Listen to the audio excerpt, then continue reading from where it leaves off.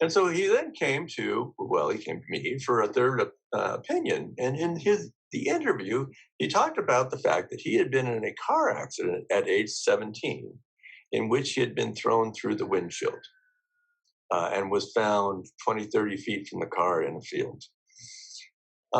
He didn't think too much of that car accident, but when we started to really reflect on it, his life changed from that point on. He started to have much more difficulty socially. He, in fact, had no recollection of his childhood whatsoever, and didn't seem to think that that was all that abnormal.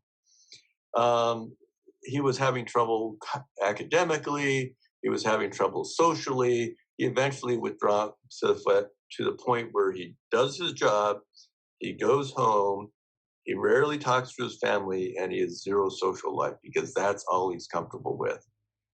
And all of that had been diagnosed with bipolar disorder.